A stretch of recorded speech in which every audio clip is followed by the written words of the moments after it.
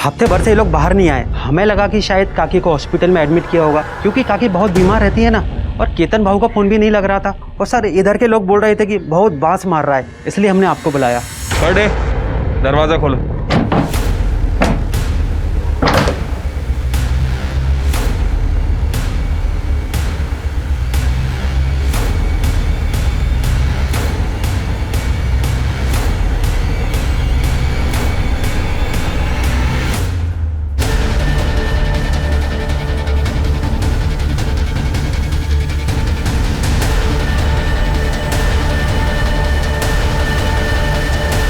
Sir, ये तो वही HTP-21 वायरस है।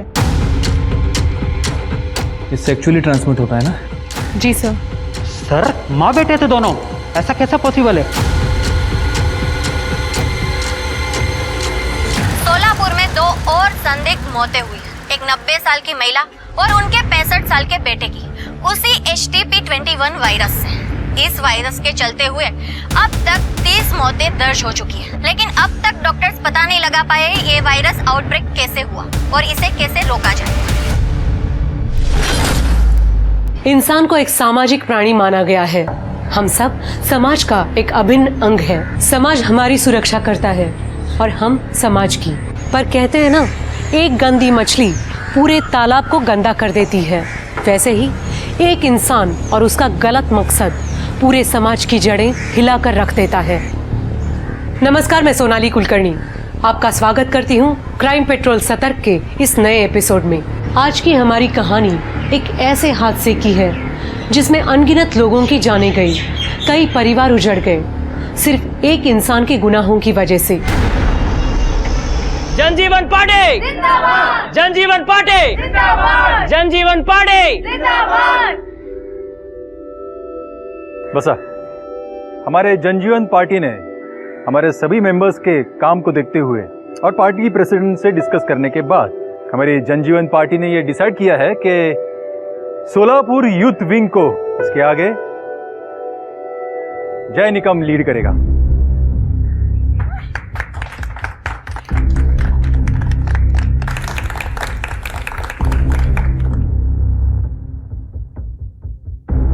थैंक यू दादा। अपने नाम की तरह पार्टी का भी हर जगह जय जयकार होना चाहिए। बिल्कुल दादा, देखना कैसे सोलापुर के सारे वोट्स मैं अपनी तरफ कन्वर्ट कराता हूँ। ये हुई ना बात। जनजीवन पार्टी जिंदाबाद! जनजीवन पार्टी जिंदाबाद! जनजीवन पार्टी जिंदाबाद!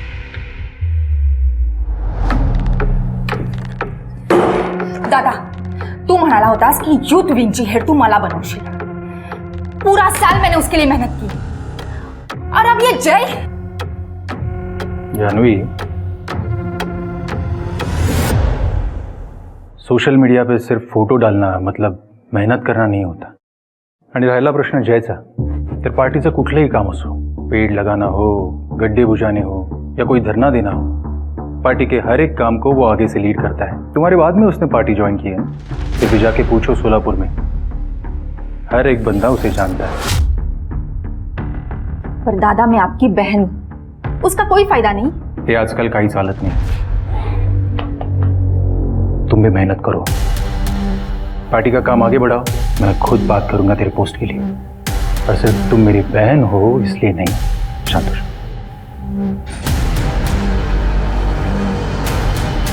इस जय की इमेज तो अब मैं खराब करूंगी। यार ये ऑटो भी अभी तक नहीं आया। अरे भाऊ, काय को ऑटो से जाने का, अब तो आप पार्टी के यूथ लीडर बन गए हो। पार्टीच्या गाडीने जावे ना थाटाने। बाबू, पब्लिक के बीच रहकर ही पब्लिक की प्रॉब्लम के बारे में समझता है। अपन जन सेवक आए और आज की सेवा ये शहर के गड्ढे चेक करना। ऑटो वालों को शहर के सारे गड्ढों का एड्रेस मालूम होता है। क्या म्हणतेस मीना, बरोबर ना? अगदी बरोबर। बैठो भाऊ। कितना क्यूट है ना जेरी। कौन ये politician? Excuse me, politician cute नहीं कमीने होते हैं। कौन से एंगल से? कितना ज्यादा क्यूट है वो और कितने अच्छे काम भी करता है। और पता नहीं तुझ जैसे खड़ूस को खराब क्यों लगता है। यार वो मेरा क्रश है।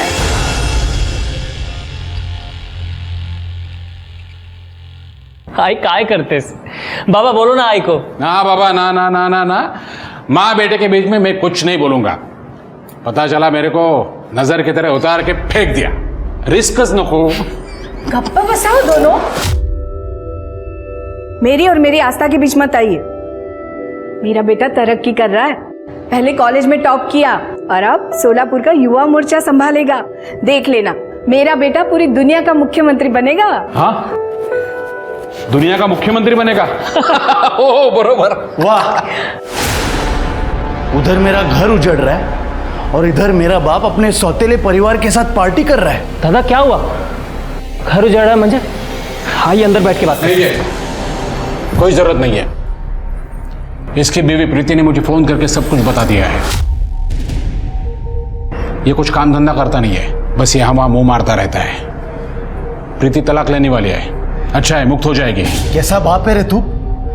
खुद तो 2-2 शादियां की और मेरा एक घर बसने नहीं दे रहा है. चेतन, तेरी मां गुजर गई थी इसलिए मैंने दूसरी शादी की है. और तू क्या करता है? तेरी बीवी जिंदा है फिर भी. शी, प्रीतीने मला सगळं सांगितलंय. तू पुन्हा काम सोडलंस ना? प्रीति के साथ हूं मैं. ये नौबत मुझ पर नहीं आती अगर तू अपना बाप का फर्ज निभाता तो. मुझे बिजनेस से आउट कर दिया और इस सौतेले को सर पर बिठा के रखा है. इसको तो मैं मेरे बेटे की तरफ देखना भी मत. क्या कर लेगी तू? दिखाता हूं मैं तुझे. बड़े भाई की तरह इज्जत देता हूं मैं आपको. मेरी आई से ऊंची आवाज में बात नहीं करना. निकाल साला. देख लूंगा मैं तुम सबको.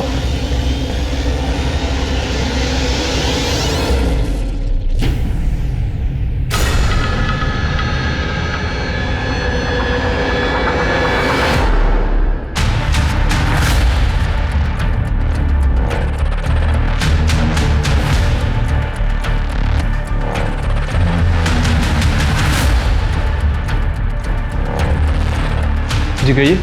एक कंप्लेंट लिखवानी है.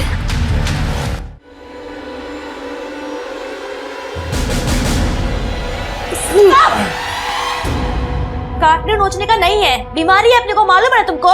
मैंने पूरा पैसा दिया है, पूरा मजा करूंगा. पूरा था नहीं करने का. हाँ, एक तेरा भाई है, एक तू है. काट दिया, खून भी बंद नहीं होगा. निकल तू यहाँ से, निकल निकल तो यहाँ से, निकल. अगली बार दिखा ना तो जान से मार दो. निकल यहाँ से. जय की बहुत जय जयकार हो रही है ना, अब बदनामी भी होगी.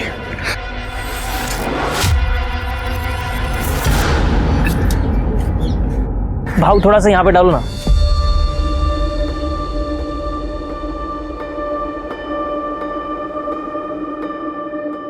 अरे इतना भी क्या अच्छा लगता है तुमको? अच्छा लगता है तो लगता है. हमारी यूनिवर्सिटी के टॉपर मिस्टर जय निकम, आज आपने शहर का आखिरी गड्ढा भर दिया है. तो आज आपको कैसा लग रहा है और इसके आगे की क्या क्या प्लानिंग है, जरा आप हमें बताएं. देश का बेस्ट लॉयर बनना, गरीबों को मुफ्त कानून व्यवस्था मुहैया करवाना और अपने शहर को बेस्ट स्मार्ट सिटी बनाना. और फिर इन सब के बीच अगर टाइम मिला तो तुमसे शादी करना.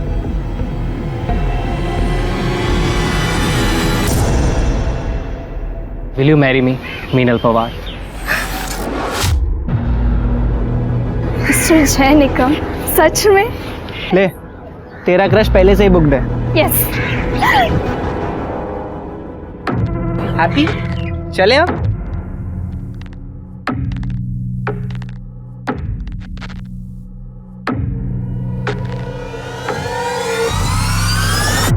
भावा, कसा आहेस? दादा आप? जय, अच्छा हो तू मुझे इधर मिल गया. मैं तुझे सॉरी बोलना चाहता हूँ जय. उस दिन प्रीति के जाने की वजह से मैंने तुम लोग को ना जाने क्या कुछ बोल दिया. आई एम रियली सॉरी जय. दादा कोई बात नहीं, टेंशन नका घेऊ. नहीं लेकिन काय झालं जय? तो ऐसा लगा कुछ चुभा. वो कम्बल वाला आदमी वो भाव था. कहाँ गया? जय, तू बोले तो डॉक्टर के पास चले. अरे ये मेरा छोटा भाई है और हम निकम खानदान के बेटे हैं. इतना सा चुभने से कुछ नहीं होता हमको. क्या बोलता हो बाबा? हाँ? हो सकता है सेफ्टी पिन होगा उसके कम्बल में. हाँ, वही चुप गया होगा. पक्का ना जाए। हाँ टेंशन नहीं।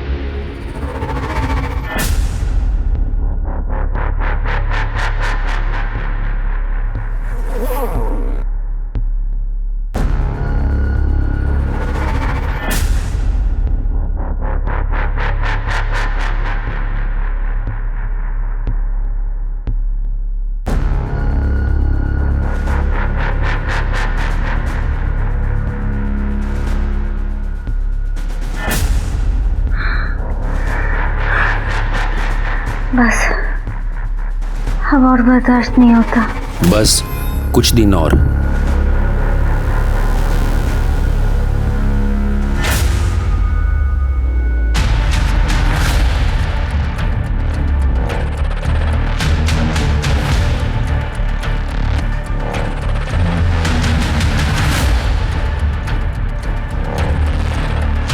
जी कहिए।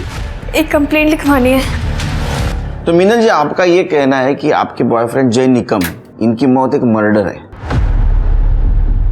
हाँ सर, मर्डर है।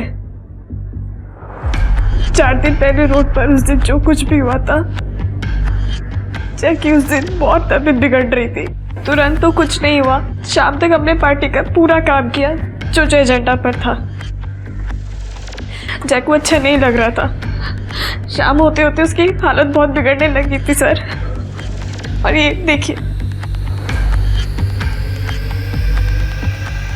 मीनल जी, हमें स्टार्ट से बताइए, हुआ क्या था और आपको ऐसा क्यों लग रहा है जय की मौत मर्डर है? आई मुझे क्या हो रहा है? आई मुझे क्या हो रहा है? बहुत जलन हो रहा है। सब कुछ ठीक चल रहा था, एक अचानक ये सब क्या हो गया? आई बाबा को बोल रहा हूँ तो सब ठीक कर देते तेरा। आओ बगाना, मेरे बच्चे को क्या हो रहा है?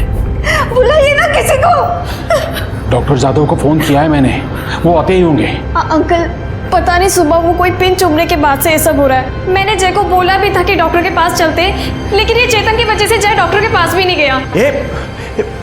तू चुप कर, देर शाही मत बना। बाबा बुरा मत मानना, लेकिन ये सब सिम्टम्स देख के लग रहा है कि इसे नागिन हुआ है। क्या?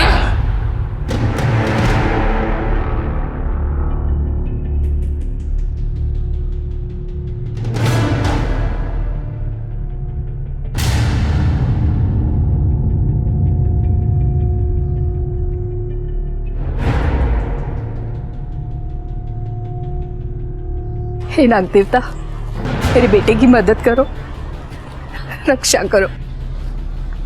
आंटी, आपको यहाँ खड़े 1 घंटा हो गया है, आप समझ क्यों नहीं रही हैं? इस बीमारी का नाम नागिन है, लेकिन इसका नाक से कोई लेना देना नहीं है। आंटी, जय को ट्रीटमेंट की जरूरत है। चुप करो तो, आजकल के बच्चों को कुछ नहीं पता। नागिन का श्राप होता है ये श्राप। हाथ जोड़ो और प्रार्थना करो मेरे बेटे के लिए। डॉक्टर ने बोला जय का ब्लड टेस्ट करते हैं। ब्लड टेस्ट की जब रिपोर्ट आई तब पता लगा उसमें एक अजीब किस्म का वायरस है। डॉक्टर ने बोला था कि ये सिम्टम्स नागिन जैसे हैं, पर ये कुछ और है। और फिर डॉक्टर ने कहा कि अब दूसरे ब्लड टेस्ट करते हैं। फैमिली और पार्टी वालों की इज्जत बचाने के लिए जय को हॉस्पिटल में एडमिट नहीं किया गया। काका, अभी डॉक्टर तो कुछ बोल नहीं रहे हैं, शायद उन्हें और टाइम चाहिए। लेकिन अभी तो उन्हें यही लग रहा है कि ये कुछ सेक्सुअली ट्रांसमिटेड बीमारी है। अहो, आमचा जय तसा नाही आहे तसा तो। चला ना, जय को हॉस्पिटल लेके जाते हैं। काकू, चलो ना। काकू, देखिए, आप तो जानते हैं अगर ये बात बाहर आ गई तो हमारी पार्टी की बहुत बदनामी होगी, और हमारे घर की भी। बिल्कुल। देखिए, इसलिए मैं चाहता हूँ कि जय का जो भी इलाज करना है वो यहाँ हो, अपने घर में।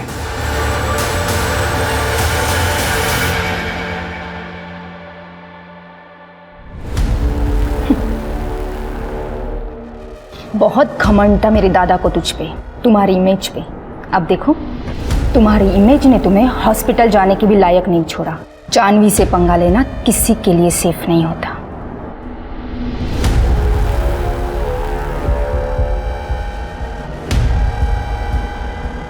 टेक केयर जय। जानवी जिस तरह से बात कर रही थी मुझे कुछ अजीब लगा सर। उसके बाद क्या हुआ? जय जय जय जय क्या हुआ? हाँ जय आई इधर ही। पूरा बॉडी चल रहा है, पूरा बॉडी चल रहा है। डॉक्टर के पास लेकर जाना पड़ेगा। हाँ अस्पताल लेके जाते। लेकिन वो क्या वो बाहर में गई तुम्हारी इज्जत? मेरे बच्चे को अस्पताल लेकर जाना है। चेतन! जय तो जय के सौतेले भाई चेतन और जानवी पर आपको शक है? जी सर, क्योंकि सर जय को जिस दिन वो सुई चुभी थी चेतन बाबू वहीं पर ही थे। और सर जब जय की डेथ हुई थी तो चेतन बाबू ने 2-3 घंटे में जय का डेथ सर्टिफिकेट भी जुगाड़ दिया था, वो भी योगेश भाव के नाम पर। सर मैं चाह रही थी कि जय का पोस्टमार्टम हो, लेकिन चेतन बाबू ने किसी को पूछा तक नहीं। तो आपके पार्टी के हेड योगेश भाऊ, उन्होंने चेतन को रोकने की कोशिश नहीं की? सर योगेश भाव पार्टी के काम से मुंबई गए हुए थे, हमने उन्हें कांटेक्ट किया, वो तुरंत वापस आए और जब वो वापस आए तो उन्होंने क्रियाक्रम रोकने की भी कोशिश की, पर तब तक क्रियाक्रम हो चुका था और जय की बॉडी जल चुकी थी। लेकिन जय को ये बीमारी भी तो हो सकती है। नहीं सर, डॉक्टर को इस बीमारी के बारे में ज़्यादा समझ नहीं आया, पर उन्होंने ये ज़रूर कहा था कि ये सेक्सुअली ट्रांसमिटेड डिजीज़ है। और सर यही वजह है कि मुझे जय का मर्डर लग रहा है, क्योंकि सर जय ऐसा था ही नहीं। जय आइक ना, हो आज मेरे घर पे कोई नहीं है तो दरवाजा अच्छे से लॉक करके सोना। जय प्लीज आज मेरे घर पे रुक जाओ ना। बघ मीनल, मैं ना बहुत ओल्ड फैशन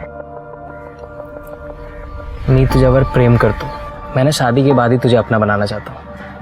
जब तू मेरी अर्धांगिनी बनेगी तभी मेरा तुझ पे कोई हक होगा।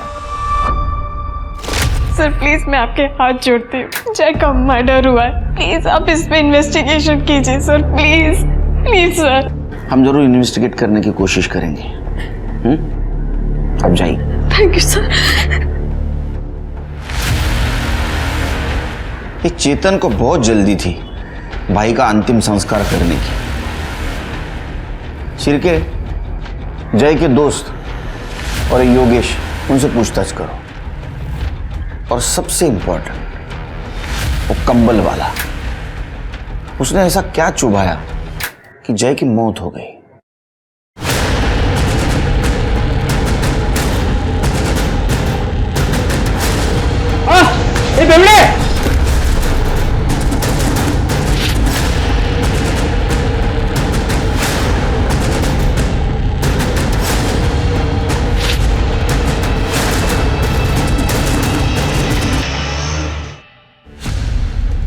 गुड लॉर्ड प्रतीक, हाँ डिड यू सी?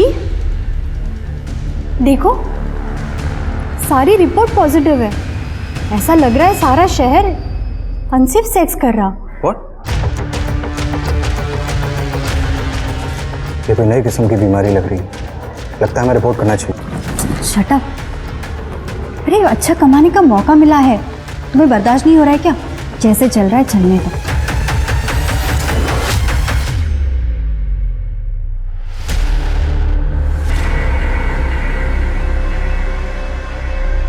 इतना फीवर कैसे हो गया तुझे? बारिश में भीगी थी क्या? नहीं मॉम, पता नहीं क्यों मुझे बैक में बहुत ज़्यादा ईचिंग हो रही है। Let me check.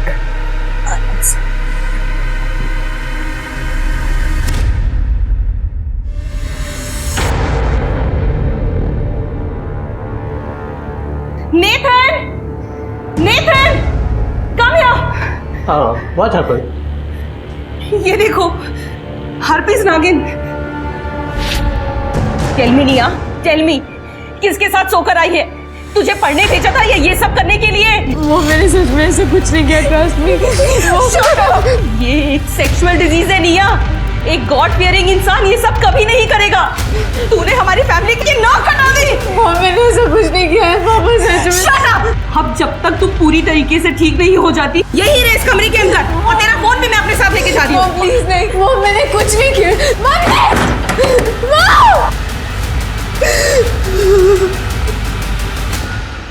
सर हमें तो होश ही नहीं था जय के जाने के बाद। चेतन ने किया सब कुछ। क्या आपको ऐसा नहीं लगता कि ये सब आपके बेटे और जय के सौतेले भाई चेतन ने किया होगा? क्योंकि जय सेक्सुअली एक्टिव नहीं था, उसकी गर्लफ्रेंड ने बताया। काय म्हणजे चेतन ने जय को मारा? मेरे जय को चेतन ने मारा? नहीं मंगला, चेतन मंगला, मंगला नहीं, मंगला ने मेरे जय को मारा? मंगला रुको। ने मेरे जय को खून किया? मैं ये मार डालूंगी। छोड़ो, छोड़ोगे नहीं। आप लेके जाइए, लेके जाइए। सर क्या बेवकूफ औरत है ये। उसका बेटा मरा है जिसको तुमने घाई घाई में जला दिया। सर मैंने उसको जलाया क्योंकि उसके गंदे धंधों का कोई सबूत ना रहे। हम इज्जतदार लोग हैं सर, और अगर किसी को पता चलता कि उसको नागिन हुआ है सब बर्बाद हो जाते, और मेरे बाबा का बिजनेस भी, और उस बिजनेस में मेरा भी हिस्सा है। डॉक्टर का नाम क्या है? Doctor Jadhav. Sir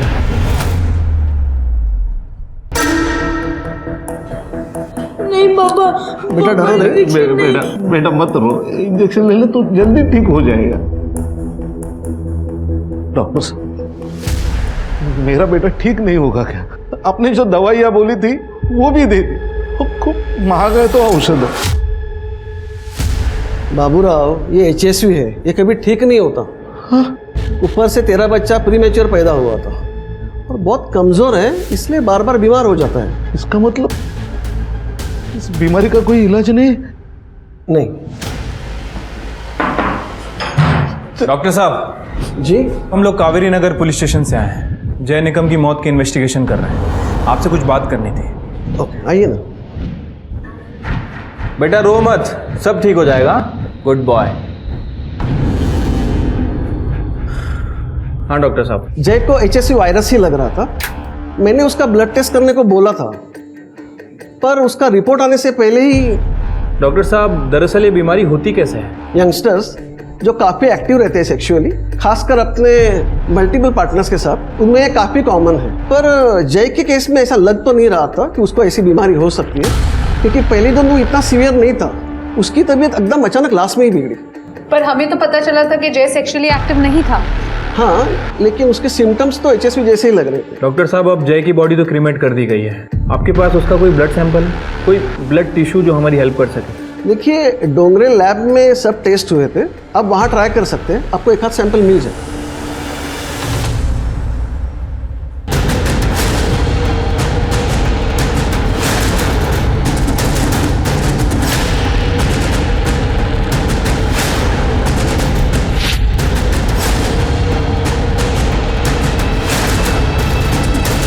welcome doctor. Shirke Tripti, doctor Vipul Rao है, बैठिए। हेलो। इंडिया के सबसे बेस्ट मेडिकल कॉलेज में प्रोफेसर है। इनको जय के केस के सिलसिले में यहाँ बुलाया। थैंक यू डॉक्टर, आप इतने शॉर्ट नोटिस पर यहाँ आए। अरे it's all my pleasure, thanks.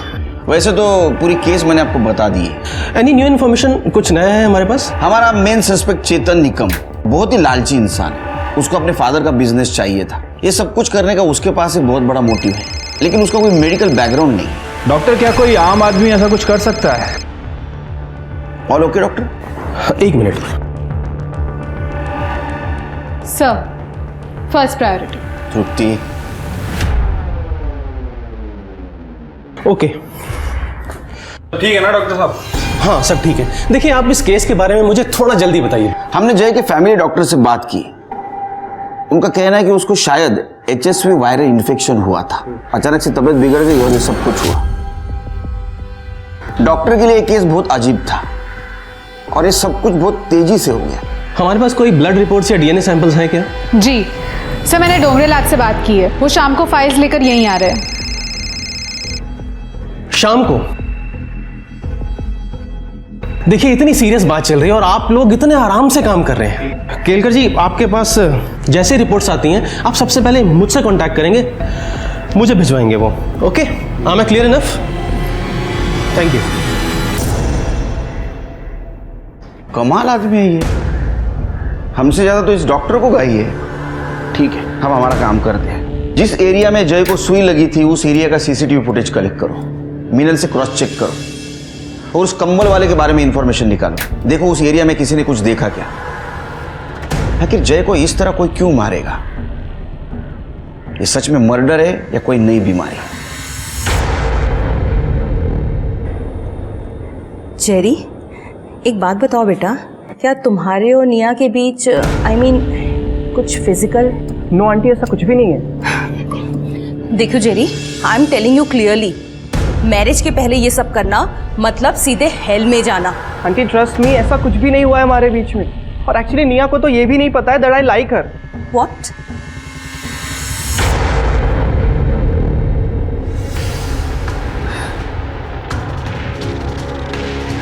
निया बेटा प्लीज मुझे बता, तो किसके साथ फिजिकली इन्वॉल्व हुई है? किसी के साथ कुछ भी नहीं किया।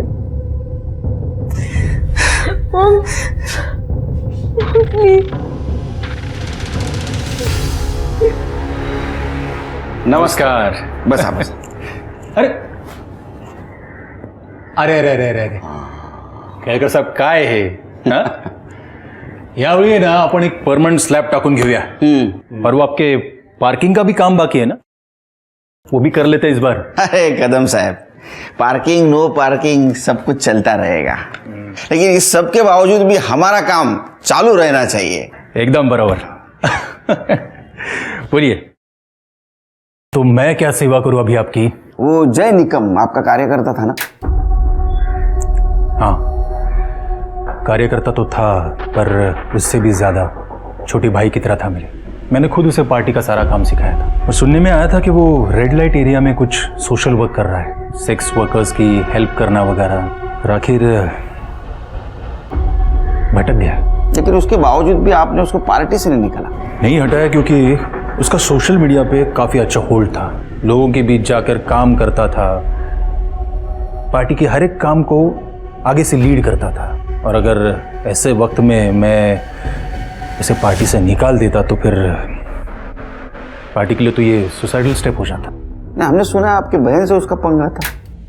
नहीं, पंगा नहीं, बस दो यंग मेंबर्स में कंपटीशन था। दोनों सोलापुर युवा मोर्चा लीड करना चाहते थे। कोई शक नहीं कि जय में ज्यादा काबिलियत थी। लेकिन इस सब की वजह से आपकी बहन को तो गुस्सा आया होगा, और शायद इसीलिए उसने बदला लेने की बात की। केळकर साहब, जानवी जिद्दी है, इसीलिए अभी तक पार्टी में आगे भी नहीं बढ़ी। जय की मौत तो कुछ HSV वायरस से हुई है ना, तो फिर मतलब ये इंक्वायरी वगैरह। क्योंकि वो बीमार होने से पहले उसको किसी ने कुछ चुभाया था, और उसकी बॉडी भी जल्दबाजी में जलाई गई। मैं जानता हूँ। मैं उस वक्त मुंबई में था। उसी वक्त मुझे चेतन का फोन आया था, कह रहा था कि अगर उसकी बॉडी जल्दी नहीं जलाई तो फिर वो बीमारी पब्लिक कर देगा, उसके फोटोग्राफ्स पब्लिक कर देगा। और आप तो जानते हैं पार्टी का इमेज का जब सवाल होता है तो खराब लगता है। ठीक है, आप जा सकते हैं, लेकिन आप और आपकी बहन शहर छोड़ के मत जाइए। हाँ ठीक है, अच्छा लगा। हाँ। मुझे डाउट आ रहा है शिरके, ये योगेश को चेतन ने जय की बीमारी एक्सपोज करने की धमकी दी थी, और इसने बॉडी जलाने दी। इसके बहन पे ध्यान रखो, टेढ़ी खीर है वो। सर। अरे डॉक्टर आप? जी केलकर साहब, रिपोर्ट्स आई क्या? नहीं अभी तक नहीं आए। देखिए, ये बीमारी इतनी बुरी तरह पूरे शहर में फैल रही है, और आप लोग हैं ना केलकर साहब, ये एक नए किस्म का वायरस है, एक नया वेरिएंट है। नए किस्म का वायरस? जी, इसके सिम्टम्स बिल्कुल HSV जैसे हैं, यानी कि नागिन जैसे, लेकिन ये उसके मुकाबले कहीं ज़्यादा खतरनाक है। डॉक्टर्स ने इसे नाम दिया HTP-21 वायरस।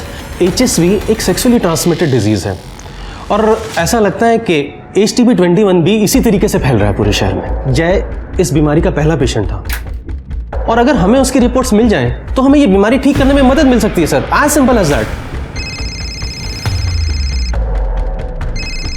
केलकर साहब, देखिए, आपके पास जैसी ही रिपोर्ट्स आती हैं, आप सबसे पहले वो रिपोर्ट्स मुझे भिजवाएंगे, मुझसे कांटेक्ट करेंगे। Thank you. हेलो, हाँ बोलिए, किधर है?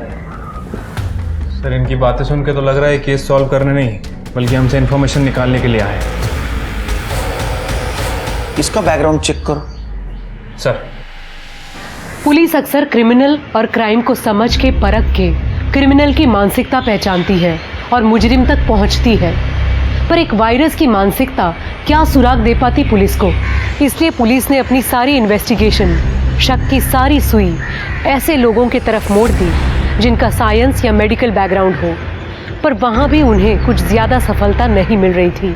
दूसरी ओर इस महामारी से मरने वालों की तादाद बढ़ती जा रही थी। पुलिस के पास सस्पेक्ट्स कम थे और समय उससे भी कम। मुबारक हो शबनम, अब तुम्हारा मिशन पूरा हुआ। शहर में लोग धड़ाधड़ मर रहे हैं, सब कुछ तुम्हारी हिम्मत की वजह से हुआ है। अब उन्हें समझ में आएगा कि दर्द क्या होता है। अब मुझे मार दो, और बर्दाश्त नहीं होता। तेरी बॉडी में ये वायरस और भी खतरनाक होता जा रहा है। तेरा जिंदा होना इस वायरस के पनपने के लिए बहुत जरूरी है।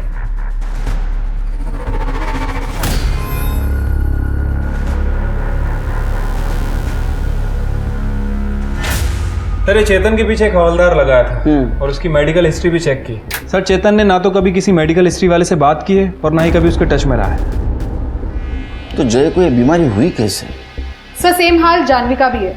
उसका सारा टाइम फोटोज खींचने में और उन फोटोज को सोशल मीडिया में अपलोड करने में जाता है। बाकी उसके कॉल रिकॉर्ड्स भी क्लीन है।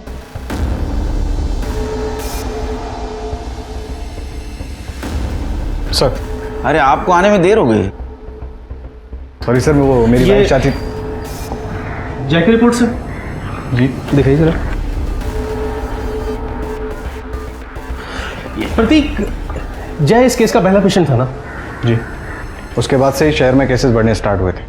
नहीं प्रतीक, ये सिर्फ सोलापुर में हो रहा है क्या? As far as I know, yes.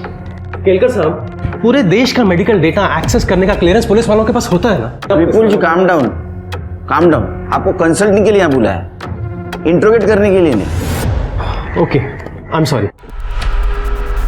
प्रतीक, एक बात बताओ, जय इस केस का पहला पेशेंट था।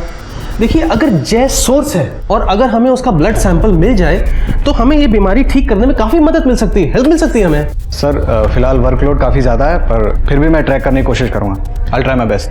देखिए, आप मेडिकल फील्ड से हो, अगर फिर से कुछ ज़रूरत पड़ी तो मैं बुला लूँगा आपको। Sure sir. Okay sir, fine. Thank you sir. Okay.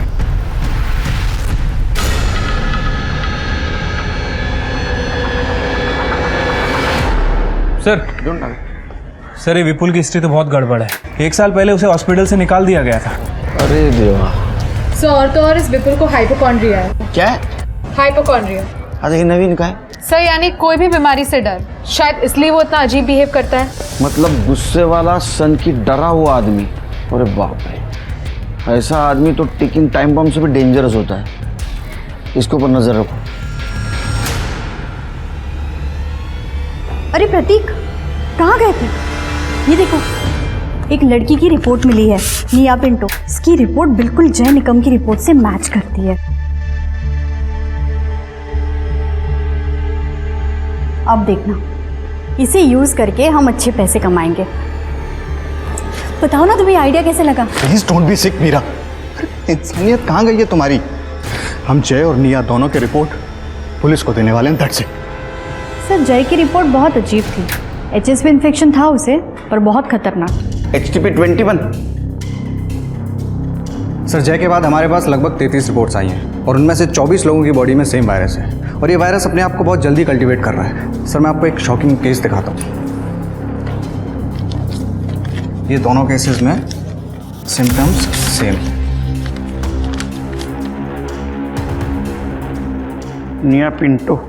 Sir, इसकी ब्लड रिपोर्ट और जय की रिपोर्ट में काफ़ी सिमिलैरिटी है। इसके ब्लड में 98% तक वायरस काफ़ी एक्टिवेट हो गया है। और सर, इंटरेस्टिंग बात यह है कि निया वर्जिन है और ये वहाँ के डॉक्टर से पता चला है। वो वर्जिन थी, इसका मतलब उससे बीमारी नहीं होनी चाहिए थी।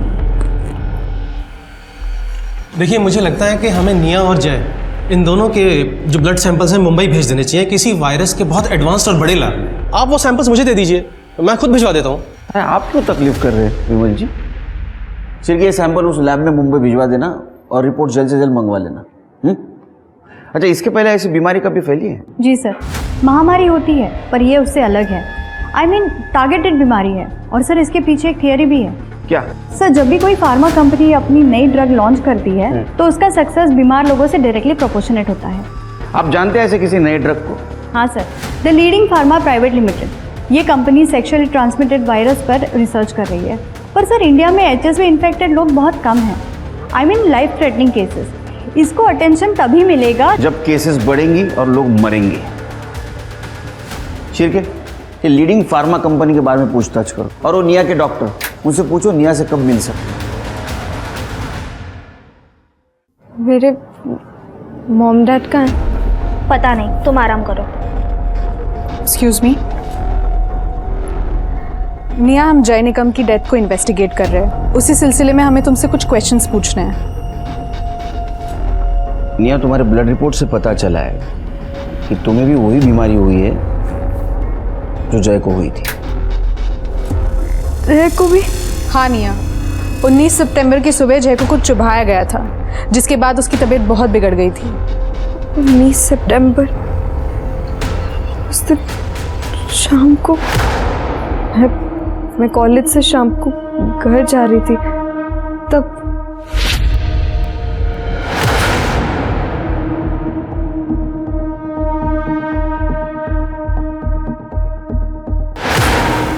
निया, हमें आई विटनेस ने बताया वहां एक कंबल वाला था।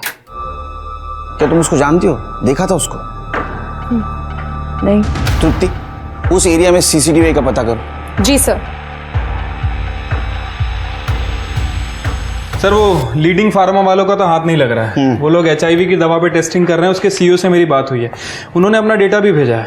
अरे इतने टेस्टिंग तो मेट्रोपॉलिटन सिटी में होते हैं। हाँ सर, वही तो मैं भी कह रहा हूँ। और STP-21 सिर्फ सोलापुर में फैला है। इससे इन लोगों को कोई फायदा नहीं होने वाला। सर, हमें वो फुटेज मिल गया है जहाँ निया को इंजेक्शन छुपा था, और सर वो कंबल वाला आदमी भी वहीं से गुजरा था। मिनल को बुलाओ फुटेज चेक करने के लिए, देखो कुछ मिलता है क्या। जी सर। सर वैसे मैंने सभी पेशेंट्स के परिवार वालों से बात की। ये सबको STP-21 इन्फेक्शन से पहले कोई चीज़ चुभाई गई थी, और सभी ने अपने एरिया में कोई कंबल वाला आदमी देखा था। इसका मतलब है सेक्सुअली ट्रांसमिटेड डिसीज कोई इंजेक्शन के थ्रू फैला रहा है। हो सकता है सर। वैसे कुछ दिन पहले हमने एक डिस्ट्रेस कॉल भी अटेंड किया था। एक 90 साल की औरत थी और 65 साल का आदमी था। दोनों माँ बेटे थे, दोनों में सेम तरह के सिम्टम्स थे सर। अब ये फुटेज और मिनल, इन दोनों से कुछ क्लू मिल सकता है। सर, आपने विपुल पे नज़र रखने के लिए कहा था। सर उसने अपना पूरा घर बंद कर लिया है। और एक बात सर, उसने बहुत सारा सर्जरी का सामान खरीदा है।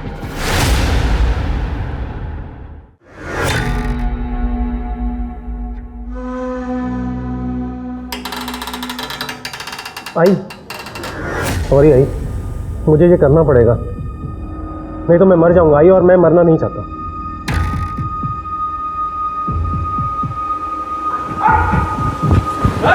तू क्या कर रहा है? हाँ, क्या कर रहा है मूर्ख? ये मेरी माँ है, इसको भी STP-21 है। मैं सिर्फ इन्फेक्टेड स्किन निकाल रहा था, वरना वो मुझे भी हो जाएगा। दिमाग खराब है तेरा?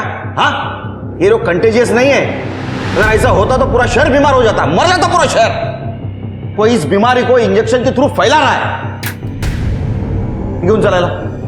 इसको खुला छोड़ना वायरस से भी डेंजरस है। चल। नहीं सर, इसमें भी फेस विजिबल नहीं है उसका।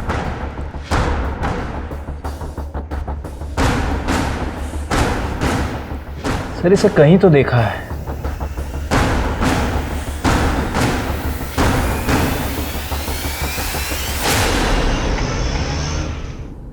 जैन सर, जैन, इस वायरस की वजह से शहर में 32 लोगों की मौत हुई है। अगर यही हाल रहा ना तो सारे हॉस्पिटल भर जाएंगे, एक आदमी जिंदा नहीं रहेगा शहर में। सर मुझे लग रहा है कि इसके पीछे उस कंबल वाले का ही हाथ है। तो ढूंढो उसे शिर के। सर मुंबई वायरस लैब से जय और निया की ब्लड रिपोर्ट आ गई है। सर रिपोर्ट के हिसाब से दोनों के ब्लड में हर्पीस वायरस नाम का खतरनाक वेरिएंट है, H-MEGA-2। और सर इसके साथ साथ ITP ब्लड डिसऑर्डर के ट्रेसेस भी मिले हैं। STP-21 इसी का म्यूटेंट वर्जन है सर। मतलब ये दोनों बीमारियां एक दूसरे से जुड़ी हुई है? नहीं सर, मुझे कुछ गड़बड़ लग रही है। सर ये देखिए, पिछले महीने मुंबई वायरस लैब से H-MEGA-2 मंगवाया गया था, और एड्रेस देखिए डोंगरे लैब का है। उठाओ उनको। ये वायरस तुमने मंगवाया था, ये वायरस तुमने सारे शहर में फैला है। 32 लोगों की मौत हो गई, मर्डर का केस ठोकूंगा, नाटक बंद करो। नहीं सर, वो सर हम मानते हैं कि हम अपनी पर्सनल स्टडीज के लिए ये सब सैंपल मंगवाते थे, लेकिन सर ये हमने नहीं मंगवाया। ये क्या है? ये तुम्हारा लेटर हेड, तुमने रिक्वेस्ट की थी ना मुंबई लैबोरेटरीज को वायरस के लिए। ये तुम्हारा सर्टिफिकेट, ये तुम्हारा लाइसेंस, ये क्या सब फेक है? सर एक मिनट सर, हम क्लिनिक के एड्रेस पे कुछ भी नहीं मंगवाते थे। जितने भी पर्सनल एक्सपेरिमेंट्स थे हम सारे घर पर ही करते थे। बकवास बंद, बिल्कुल बकवास बंद। हमारे पास जितने भी सस्पेक्ट है सबसे पूछताछ हो गई, उसमें से तुम ही ऐसे सस्पेक्ट हो जिसको वायरस के बारे में मालूमात थी। सर इस रिपोर्ट में एक खास बात है, ITP disease. Sir it's a blood disorder और ये डिसीज बहुत रेयर होती है।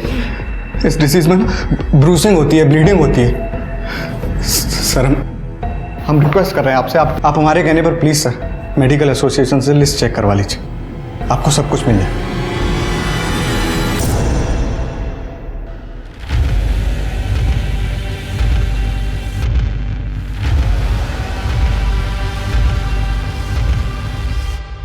सर मैंने सारे आईटीपी पेशेंट्स को चेक किया। जय का कनेक्शन सिर्फ एक ही पेशेंट से मिला है, उसका नाम है शबनम, जो रेड लाइट एरिया में रहती है। और सर ये शबनम 2 सितंबर से गायब है। क्यों, क्या हुआ? सर चेतन और शबनम का झगड़ा हुआ था, जिसके बाद शबनम ने चेतन को बेइज्जत करके घर से निकाल दिया था। तो चेतन ने अफवाह फैला दी कि शबनम को नागिन की बीमारी है। उसके बाद शबनम का धंधा बंद हो गया। उसको बीमारी थी? No sir. शबनम को रेयर आईटीपी बीमारी थी ना, तो उसकी दवा या बिल ऐसा कुछ अपने हाथ लगाए? हाँ सर, हमें दवाई मिली थी। उस दवाई को हमने फॉरेंसिक में भेजा है। सर ये दवाई का नाम है ITP 650 mg, बहुत ही महंगी और रेयर दवाई है। एक काम करो, शबनम की CDR निकालो और सोलापुर में ये दवा कौन कौन खरीदता है ये पता करो। अगर शबनम जिंदा है तो उसको दवा जरूर लगेगी। जी सर। सर मैंने शबनम के कॉल डेटा रिकॉर्ड्स चेक किए। 2 तारीख को उसकी खोली उसकी लास्ट लोकेशन थी, उसके बाद उसका फ़ोन बंद था।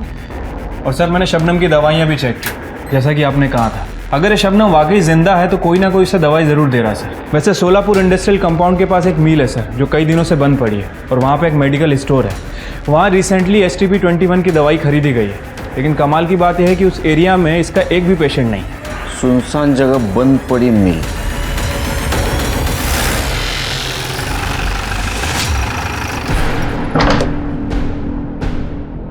शबनम, रस्सी खोलो, कर एम्बुलेंस ला बोलो। सर किसने किया तुम्हारे साथ ये? कौन है वो?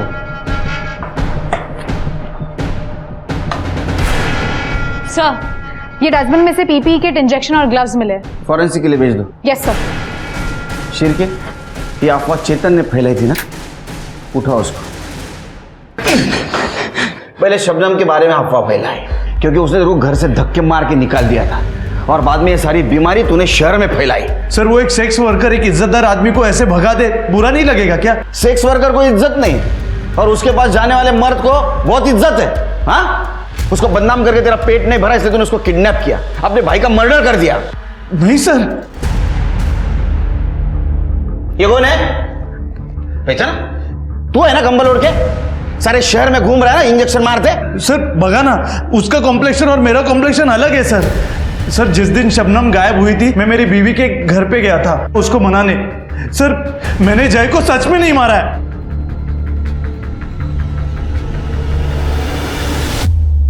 सर मुझे याद आ गया, मैंने इस आदमी को कहाँ देखा है। सर जादव की क्लिनिक में। पापा दर्द हो रहा है। सब ठीक होगा, अब इंजेक्शन लिया ना, चुप बैठेगा ना।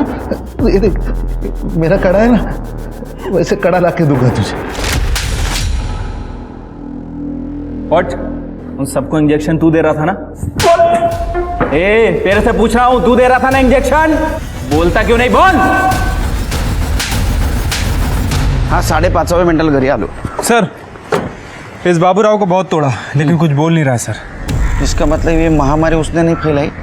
सर बाबूराव के बेटे को बचपन से HSV था। उसकी माँ एक सेक्स वर्कर थी। बच्चा बहुत ही प्रीमेच्योर पैदा हुआ था, इसलिए उसकी इम्यूनिटी भी बहुत कम थी। और आस पड़ोसी के लोग का कहना है कि बाबूराव बहुत ही खुश हो रहा था कि बीमारी फैल रही थी। उसका कहना था कि फाइनली उसके बेटे का इलाज हो जाएगा।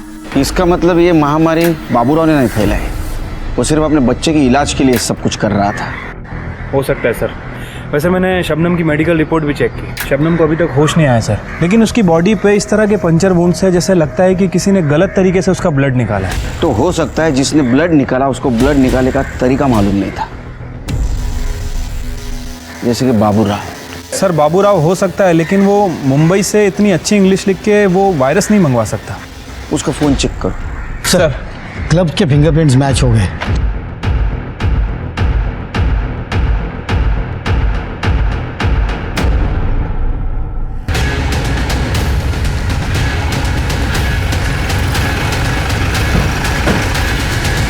नमस्कार केळकर साहब। केळकर साहब क्या चल रहा है? क्यों उठाए मुझे? तेरे से बात तो बाद में करेंगे, तेरी चमड़े उधेड़ूंगा पहले। वैसे तो 3rd डिग्री भी बहुत कम है तेरे लिए। हाथ नहीं लगाना। शबनम को होश आया और उसने सब कबूल किया। तेरा और उसका प्लान था ना ये। तेरे फिंगरप्रिंट भी मैच हुए और बाबूराव ने कबूल किया है।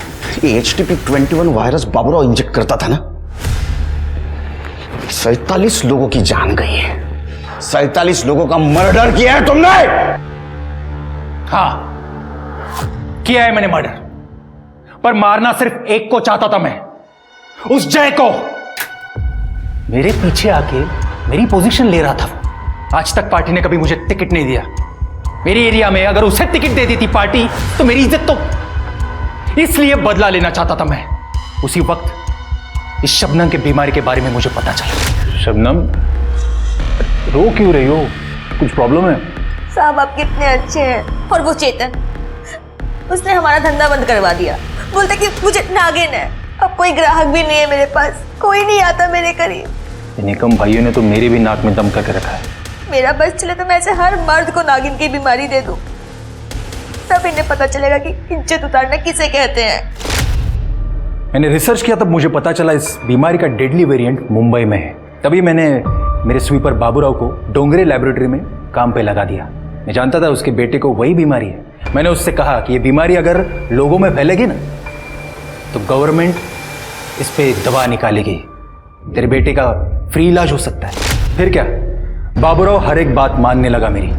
उस डोंगरे लैबोरेटरी से सर्टिफिकेट, लाइसेंस, डिग्री सब कुछ चुरा के उसने मुझे दे दिया। मुंबई से वो डेडली वेरिएंट मैंने एक्सपेरिमेंट के नाम पे इस डोंगरे लैब के एड्रेस पे मंगवा लिया, जो उस स्वीपर बाबूराव ने मुझे दे दिया। मैं जानता था अगर मेरा काम नहीं हुआ तो ये वायरस मुझे फिर लगेगा, क्योंकि मैंने पढ़ा था इस वायरस को स्टोर करने का सबसे अच्छा तरीका ह्यूमन बॉडी होती है। बस इसीलिए मैंने उस वायरस को शबनम के बॉडी में इंजेक्ट कर दिया, जहां से वो और डेडली हो गया।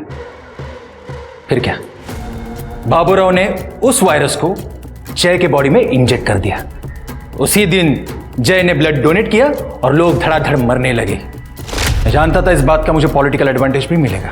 इस बात को लेके मैं गवर्नमेंट को घेर सकता हूं। फांसी से कम सजा नहीं होगी, ये तो मैं देखूंगा।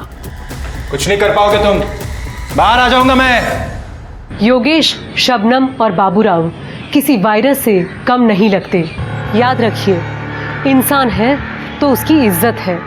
जब इंसान ही नहीं बचेगा तो इज्जत, पावर, कुर्सी का फायदा क्या। अब मैं सोनाली कुलकर्णी आपसे इजाज़त लेती हूँ। क्राइम पेट्रोल सतर्क के साथ मेरा ये सफ़र फिलहाल यहीं तक का था। अभी कुछ समय के लिए मैं एक ब्रेक ले रही हूँ। मैं अपने क्राइम पेट्रोल की टीम का और दर्शकों का तहे दिल से शुक्रिया अदा करना चाहती हूँ आपके प्यार और साथ के लिए। कल से क्राइम पेट्रोल सतर्क का एक नया अध्याय शुरू हो रहा है, जिसमें अनेकों हैरतअंगेज जुर्म की कहानियाँ आपके सामने लाई जाएंगी, जो आपको चौंकाएंगी और आपको चौंकना भी करेंगी। तो देखते रहिए क्राइम पेट्रोल सतर्क, रात 10 बजे सिर्फ सोनी टीवी पर। अपना और अपनों का ख्याल रखिए और कोविड और क्राइम से डट कर लड़िए। जय हिंद।